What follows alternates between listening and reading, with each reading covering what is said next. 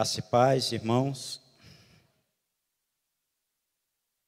Hoje à noite parece que é a noite das parábolas. Começamos falando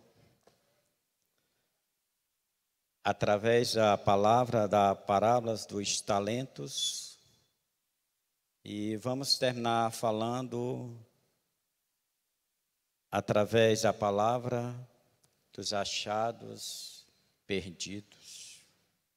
Gostaria que os irmãos abrissem a palavra do Senhor no livro que escreveu o evangelista São Lucas, no capítulo de número 15.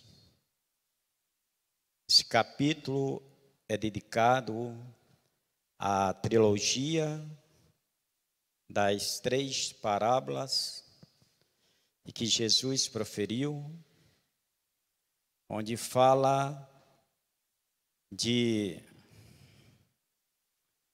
uma ovelha que se perdeu no campo, de uma dracma que se perdeu dentro de casa e de 2 irmãos que estavam perdidos, um dentro e outro fora de casa.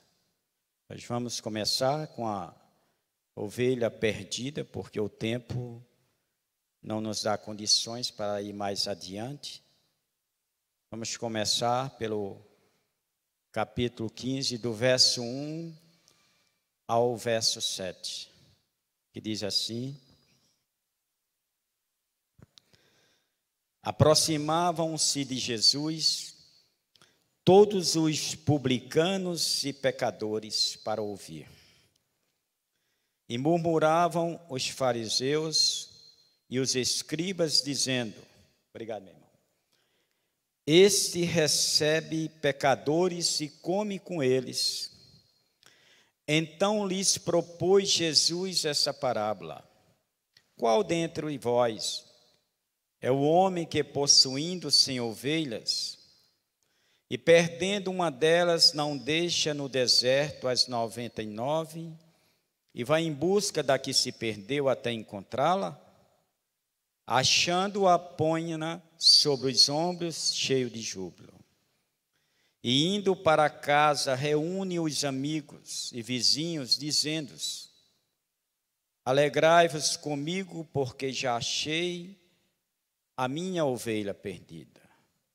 Digo-vos que assim haverá maior júbilo no céu por um pecador que se arrepende do que por 99 justos que não necessitam de arrependimento. Senhor, eu te dou graças ao Pai, te dou graças ao Deus, pelo privilégio, Senhor, que tu me concede mais uma vez de poder estar aqui ministrando a tua palavra. Que essa mesma palavra que está sendo ministrada aqui, que seja ministrada também aos ouvidos daqueles que estão do outro lado, que possam receberem a tua palavra e no final de tudo o teu nome seja glorificado. Assim te agradeço em nome de Jesus. E o texto inicia-se no verso 1, falando que Jesus recebe pecadores. E diz assim o verso 1: Aproximavam-se de Jesus todos os publicanos e pecadores para o ouvir. E murmuravam os fariseus e os escribas, dizendo: Este recebe pecadores e come com eles. Na verdade, vinham até Jesus todos os pecadores, os publicanos, como era mais conhecido como os párias da sociedade, os excluídos. E aquilo irritava os escribas e os fariseus, porque achavam que aquelas pessoas não eram dignas de entrarem no reino de Deus, ou de ao mesmo ouvirem a palavra de Deus, ou estarem presentes ali numa reunião com o Senhor. E aquilo irritava eles, porque eles não aceitavam, porque eles mesmos era quem discriminava, era quem rejeitavam aquele povo, enquanto que Jesus os atraía. Por isso que o texto diz que a todos vinham sobre ele. E havia uma grande discriminação por parte dos escribas e fariseus, principalmente com relação aos publicanos. Quem eram os publicanos? Os publicanos eram aquelas pessoas que cobravam impostos, que era conhecido no meio da sociedade como traidores da pátria, como aqueles que extorquiam o povo, como aqueles que exploravam o povo. E eles não aceitavam, porque eles trabalhavam para Roma e extorquia de uma certa forma o povo. E aquilo irritava os escribas e os fariseus. Não é à toa que a Bíblia diz que Zaqueu, no capítulo 19, no verso 2, que ele era o maior dos publicanos. Embora dentro de uma passagem bíblica você vai ver que Zaqueu era um homem de estatura muito pequena, que até para poder se aproximar de Jesus, para poder ouvir e ver Jesus, teve que subir numa árvore, porque ele era muito pequeno. Mas dentro dos publicanos, diz que Zaqueu era o maioral dos publicanos, era quem chefiava os publicanos. E eram tidos como alguém que era exploradores do povo. Certa vez lá, quando você vai lá para o livro de Lucas, no capítulo 3, do verso 12 e 13, diz que João Batista estava pregando. E ao terminarem o seu discurso, a sua pregação, os publicanos, ouvindo aquilo, vieram até ele e perguntaram a João: o que devemos fazer nós? Simplesmente João se dirigiu para eles e disse: não cobreis mais daquilo que é necessitado. Ou seja, não cobrem mais daquilo que é exigido pela lei. Não cobre, porque eles extorquiam as pessoas.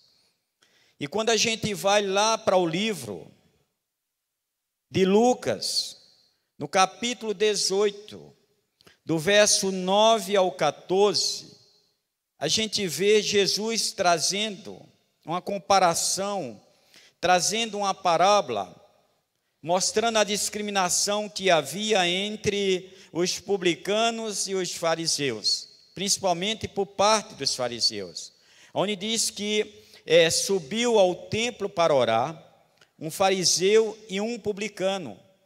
Em vez daquele fariseu reconhecer o seu pecado, a sua falha, ele passou a se exaltar, passou a apresentar a sua justiça moral, passou a mostrar uma pureza moral que não tinha, e até mesmo a criticar as ações daquele publicano, porque ele não dava o dízimo, e ele chega até uma certa forma, até um certo ponto, dizendo: eu não sou como este.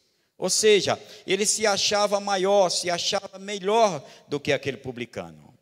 Jesus disse que aquele homem, o publicano, ele simplesmente ficava calado, reconhecia a sua fragilidade, o seu pecado, e simplesmente ele pedia a Deus somente misericórdia.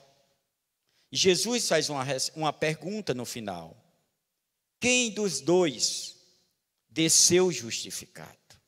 Ou seja, o publicano e não o fariseu. Por quê? Porque Deus abomina a soberba. Aquele que é exaltado será humilhado, e aquele que é humilhado será exaltado. Deus abomina a soberba. Deus não aceita a soberba.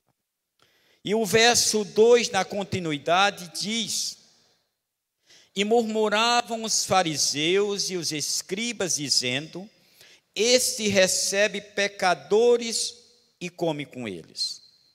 Isso aqui, irmãos, não foi a primeira vez que os escribas e fariseus murmuravam com relação a Jesus receber pecadores e publicanos.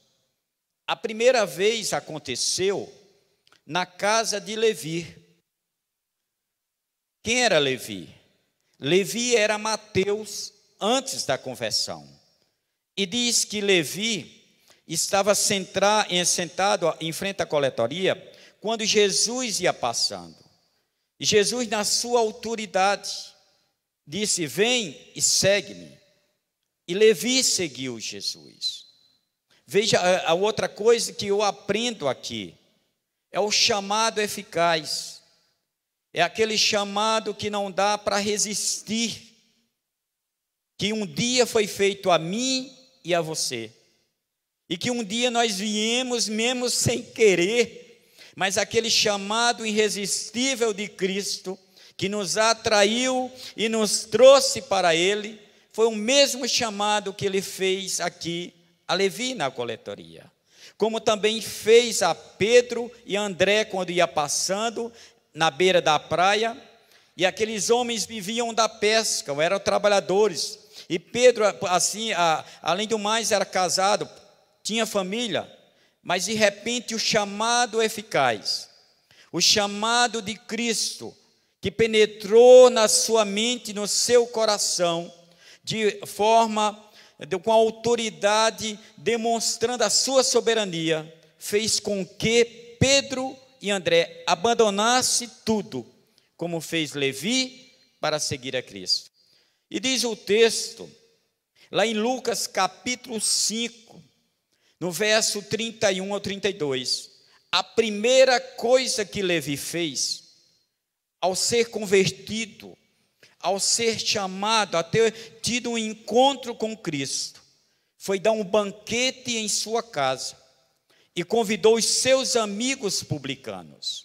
E ao convidar os seus amigos publicanos, também vieram com eles os pecadores, os párias da sociedade, como se dizia, e também junto os escribas e fariseus. E eles, pela primeira vez, passaram ali a murmurar. E chegaram para os discípulos e disseram: o vosso mestre come e bebe com publicanos e pecadores. Só que Jesus, em sua onisciência e em sua onipresença, ouvindo e vendo, se dirigiu a eles. E diz que no verso 31 e 32, Jesus responde: os sãos não precisam de médicos, e sim os doentes. Eu não vim chamar justos, mas sim pecadores. E foi a partir dali aonde surgiu a trilogia das 3 parábolas. Da onde nós vamos começar pela primeira aqui, como eu disse, o tempo não daria, da ovelha perdida. Que diz assim no verso 3: então lhes propôs Jesus essa parábola: qual dentre vós é o homem que, possuindo 100 ovelhas, e perdendo uma delas, não deixa no deserto as 99 e vai em busca da que se perdeu até encontrá-la? Achando-a, porém, põe-a sobre os ombros, cheio de júbilo. Ou seja, essas 99 aqui é simbólico.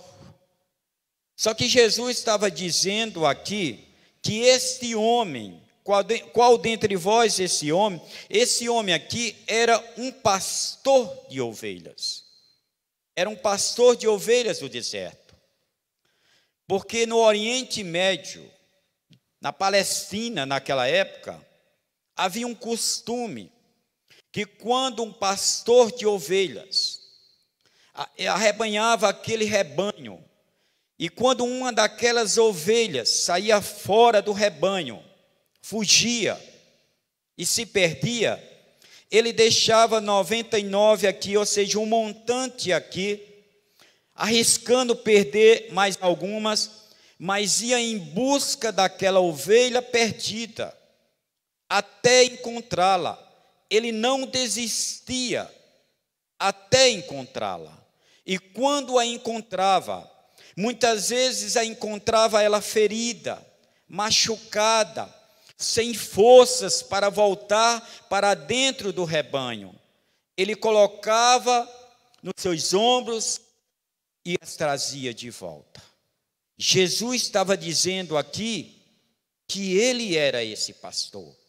Era isso que Jesus estava querendo passar para os escribas e fariseus, que ele era esse pastor que veio para buscar as suas ovelhas perdidas. E além do mais diz que ao encontrá-las depois, aqueles pastores, sempre que havia alguma alteração no turno, eles tinham que prestar conta. Eles tinham que chegar para os seus donos, para os seus senhores, e apresentarem a eles também um relatório a respeito daquilo lá. Ezequiel capítulo 34, verso 11 e 12, diz que Jesus é aquele pastor que Deus havia profetizado em Ezequiel, por causa daqueles falsos pastores que não tomavam conta das ovelhas como deveriam tomar, que abandonavam as ovelhas, que deixavam elas ficarem desgarradas e indo por todo o caminho, fazendo tudo o que queria e perdida. E Deus diz para aqueles pastores, em Ezequiel 34, do verso 11 e 12, porque assim diz o Senhor Deus: eis que eu mesmo procurarei as minhas ovelhas e a buscarei, como o pastor busca o seu rebanho no dia em que encontra as suas ovelhas dispersas. Assim buscarei as minhas ovelhas, livrá-las-ei de todos os lugares por onde foram espalhadas no dia de nuvem e de escuridão. Foi assim que Jesus fez. É assim que Jesus tem feito, procurado cada ovelha perdida no seu dia a dia e trazido para dentro do seu aprisco. Irmãos, nenhuma ovelha de Cristo se perderá. Essa é a confiança, é a segurança que nós temos, de que nenhuma ovelha vai se perder. Nenhuma ovelha daquela, por quem Cristo morreu, por quem Cristo deu a vida, que pagou um alto preço, nenhuma ovelha dessa há de se perder. Quando você vai lá para o livro de João, no capítulo 6, no verso 38, 39, Jesus traz essa declaração. E ele diz, no verso 37, todo aquele que o Pai me dá, esse virá a mim, e o que vem a mim de modo nenhum o lançarei fora. Porque eu desci do céu, não para fazer a minha própria vontade, e sim a vontade daquele que me enviou. E a vontade daquele que me enviou é que nenhum perca de todos o que ele me deu, pelo contrário, eu ressuscitarei no último dia. Ou seja, nenhuma ovelha há de se perder. Nenhuma ovelha há de se perder. E além do mais, no verso capítulo 10, no verso 27 e 28, ele ainda diz: as minhas ovelhas, eu as conheço, elas me conhecem, e eu lhes dou a vida eterna. eterna, jamais perecerão, e ninguém arrebatará das minhas mãos. Isso é segurança, isso é fortaleza, isso nos fortifica em saber que mesmo que o mundo nos odeie, que mesmo que tenhamos que enfrentar lutas e tribulações aqui, como agora há pouco o pastor André falou, que somos peregrinos aqui, mas nós temos uma morada celestial. Nós temos uma certeza de que, como ovelha de Cristo, jamais se perderá. E uma coisa interessante, irmãos, é que aquele mesmo pastor, que no final do turno, quando tinha alteração, que ele fazia aquele relatório ao seu dono, no final do turno de seu trabalho, Jesus também fez o relatório, no final de seu ministério. João capítulo 17. João 17, no capítulo 9, ao verso 12. No final do seu ministério, Jesus já estava para voltar para a sua morada celestial. Ele pede ao Pai que continue guardando as suas ovelhas, para que nenhuma delas venha se perder, assim como ele guardou, que Deus continuasse guardando. E ele diz a seguinte frase no verso 9: e por eles eu rogo, pelas ovelhas, pelo seu povo, por aqueles que ele escolheu, por aqueles que ele chamou, por aqueles que ele defendeu, e por eles eu rogo. Não rogo pelo mundo, mas por aqueles que me deste, porque são teus. Ora, todas as minhas coisas são tuas, e as tuas coisas são minhas, e neles eu sou glorificado. Já não estou no mundo, mas eles continuam no mundo, ao passo que eu vou para junto de ti. Pai Santo, guarda-os em teu nome, que me deste, para que eles sejam um, assim como nós. Aí ele traz tudo. Quando eu estava com eles, eu os guardava no teu nome, e protegi-os, e nenhum deles se perderam, exceto o filho da perdição, para que se cumprisse a Escritura. Outra coisa interessante que eu aprendo aqui, além de ele pedir para que guardasse, para que nenhum de nós se perdesse, que nos foi enviado o seu Santo Espírito, que hoje nos consola, que nos conforta, do qual somos templo e que está conosco todos os dias. Ele diz uma coisa interessante aqui: só se perdeu o filho da perdição, só se perdeu aquele que havia de se perder. Nenhuma das suas ovelhas se perderam, mas aquele que estava determinado a se perder, esse se perdeu, que era o filho da perdição. É a mesma coisa, irmãos. Não havia salvação para Judas, já estava determinado no programa de Deus que Judas seria o traidor e que Judas seria aquele que se perdia e que tinha que se cumprir a palavra. A mesma coisa diremos também do anticristo e do falso profeta. Nada vai mudar, já está determinado, embora nem eles estejam ainda atuantes, mas já estão perdidos, porque é o que a palavra diz, é aquilo que Deus determinou. Aquilo que Deus determinou é aquilo que Jó diz, que nenhum dos seus planos podem ser frustrados. Aquilo que Deus determinou vai se cumprir, da mesma forma como ele disse que havia de se cumprir.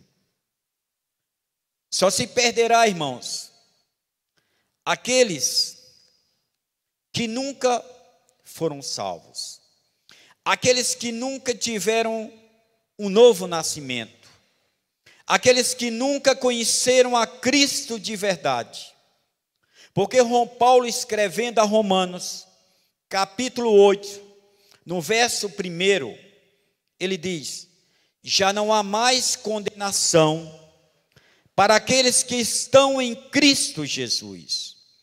Se não há condenação, é porque só há salvação. E aqueles que estão em Cristo Jesus estão seguros para a vida eterna. Glória a Deus por isso.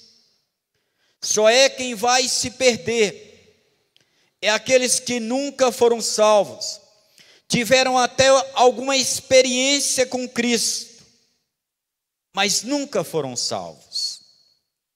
Fizeram até parte da igreja terrena, mas nunca foram cidadão do céu. Foram inscritos no livro de rol de membros da igreja, mas nunca foram inscritos no livro da vida. Esses sim vão se perder. Muitos deles pregaram o evangelho, ensinaram o evangelho, cantaram louvores, adoraram o nome do Senhor, chegaram até a expulsarem demônios, mas não eram salvos, nunca foram salvos. Mateus 7, do 21 ao 23, Jesus chega a dizer: nem todo aquele que diz Senhor, Senhor, entrará no reino dos céus. Senhor, nós pregamos em teu nome, evangelizamos em teu nome, cantamos louvores, expulsamos demônios em teu nome. Apartai-vos de mim, não vos conheço. Por quê? Porque esse pessoal tiveram experiência, mas nunca tiveram compromisso com a palavra de Deus. Nunca tiveram compromisso com o reino de Deus. Viveram de todo jeito, religiosamente, achando que seriam salvos, achando que um dia seriam libertos. E não aconteceu. Tiveram experiência como Demas. Segundo Timóteo 4,10, Paulo diz que Demas, que estava trabalhando junto com ele no campo missionário, o abandonou e voltou para o mundo, porque não era dos nossos. Hebreus 10:31, o autor de Hebreus 10:38 é bem claro quando diz: o meu justo viverá pela fé, mas se ele retroceder, a minha alma não tem prazer nele. Então esses foram aqueles que tiveram experiências com Cristo, andaram pregando a sua palavra, mas nunca foram salvos. Esses nunca serão salvos, esses sim vão se perder. Mas aqueles que vivem pela graça, que vivem na perseverança da palavra, obedecendo a Cristo, vivenciando a sua palavra, não tem nada que temer. Não há nada que temer. Possa acontecer tudo o que possa acontecer, mas Paulo diz: nada poderá nos separar do amor de Cristo Jesus. Seja luta, seja tribulação, seja lá o que for, enfermidade, tudo, mas nada poderá nos separar do amor em Cristo Jesus. E aqui vai um alerta para aqueles que se acham salvos, porque a Bíblia diz que nenhum salvo há de se perder, e passam a abusar dessa liberdade, a transformando em libertinagem, achando porque é salvo, pode fazer o que quer, pode envergonhar o Evangelho, pode escandalizar o Evangelho, pode fazer tudo aquilo que vem na sua mente. Eu quero dizer para você, meus irmãos, se você está vivendo isso, você está enganado. Você precisa nascer de novo. Você precisa ser salvo. Você precisa ser ovelha de Cristo. Porque a ovelha de Cristo, ele não vive no pecado.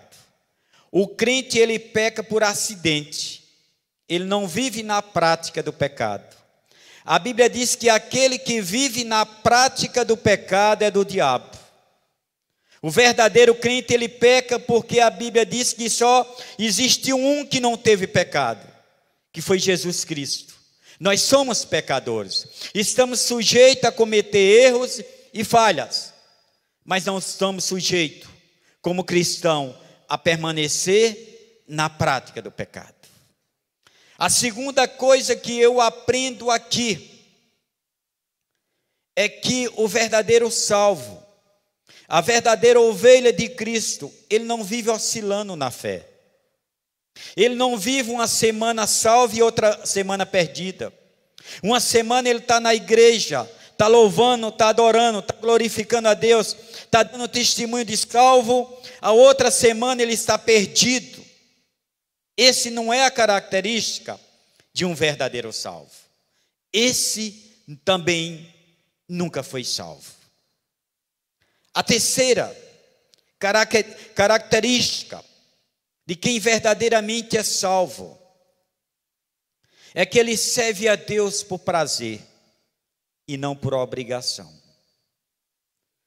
Existe um relato, um escrito por John Piper em seu livro Em Busca de Deus, que me tocou ao coração e que eu nunca esqueci, onde ele dizia que Deus não se agrada daqueles que o servem por obrigação, e sim por prazer.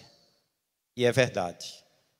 Aquele que serve a Deus por obrigação, ele traz o dízimo e a sua oferta por obrigação, ele vem à igreja por obrigação, ele faz tudo dentro do reino de Deus por obrigação, mas não agrada a Deus.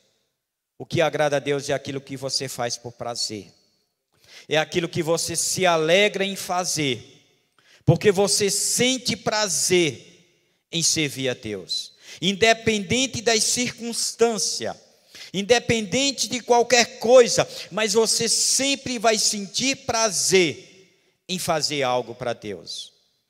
Quando eu olho para isso, eu lembro de Caim e Abel. Por que Caim foi rejeitado? Aquilo não foi a primeira vez que aconteceu.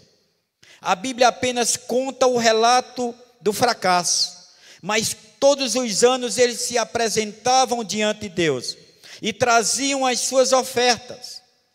Só que Caim trazia por obrigação. Diz que Abel trazia das primícias, do melhor, com prazer. Mas Caim, como quem diz, eu tenho que ir lá mesmo levar, vou levar de qualquer jeito. E Deus não se agradou. Como Deus não se agrada de mim ou de você, quando quiser fazer por obrigação. Se for por fazer por obrigação, é melhor você não fazer. É melhor você ficar em casa. O verso 7 diz: digo-vos que assim haverá maior júbilo no céu por um pecador que se arrepende, do que por 99 justos que não necessitam de arrependimento. Quando você vai lá para o livro de Romanos, capítulo 3, no verso 10, o apóstolo Paulo diz que não existe um justo sequer. Um sequer não existe. Todos pecaram. Todos estão destituídos da glória de Deus. Todos. tiveram, nasceram, herdaram o pecado dos nossos pais, de Adão e Eva. Jesus, no Salmo 51, no verso 5, ele diz: em iniquidades eu fui criado, em pecado me concebeu a minha mãe. Ou seja, todos pecaram, não existe um justo sequer. Mas muitas vezes as pessoas se acham justas diante de Deus por causa das suas obras. Eu sou um bom pai, eu sou uma boa mãe, eu sou um bom filho, eu sou um bom vizinho, eu sou um bom patrão, eu pago todas as minhas contas, eu não devo a ninguém, eu ajudo as pessoas. E isso são méritos que o homem acha que por esses méritos ele é capaz de chegar à salvação. E não é por aí. Não é por mérito. Você ser um bom pai, um bom filho, uma boa pessoa, é um dever do cidadão. É uma obrigação de cada ser humano ser para com seu próximo. Mas em termos de salvação, os méritos não entram. O que entra é a graça de Deus. O que entra é a misericórdia de Deus. O que entra é a escolha de Deus. O que entra é a bondade de Deus. Nada de méritos, nada. Efésios 2, 8, 9, o apóstolo Paulo diz que a salvação é pela graça, mediante a fé. Isso não vem de vós, é dom de Deus, e nem das obras, para que ninguém se glorie. Então os méritos não entram aqui. Romanos 9,16, Paulo diz: não depende de quem quer, não depende de quem corre atrás, depende de quem Deus usar de misericórdia. E eu posso ser grato a Deus, porque ninguém jamais faria isso comigo. Ninguém jamais estenderia tal misericórdia para me livrar da morte, para me livrar do inferno.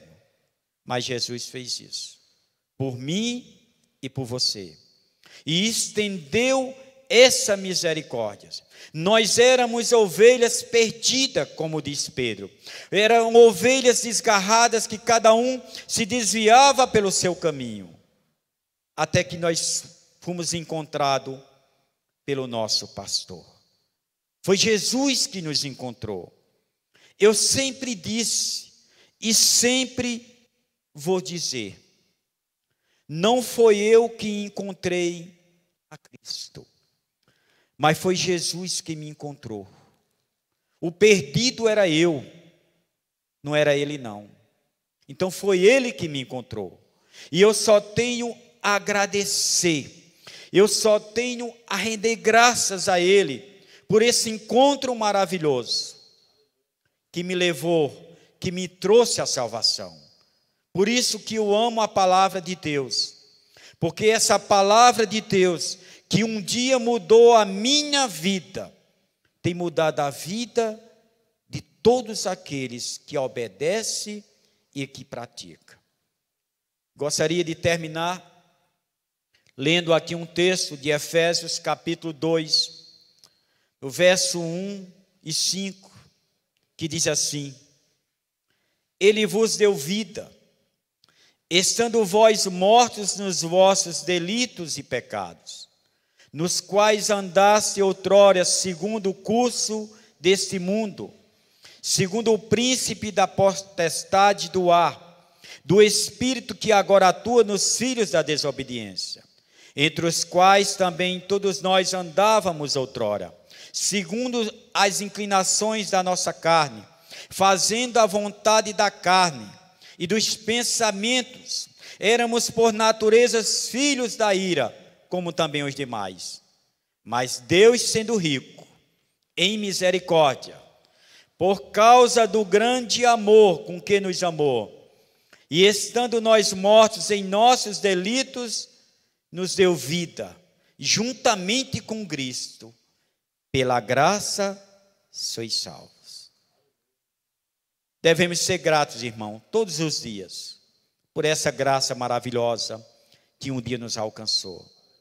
E fazermos tudo para ser grato a Deus, obedecendo, no temor da palavra, e fazendo tudo aquilo, como a parábola dos talentos,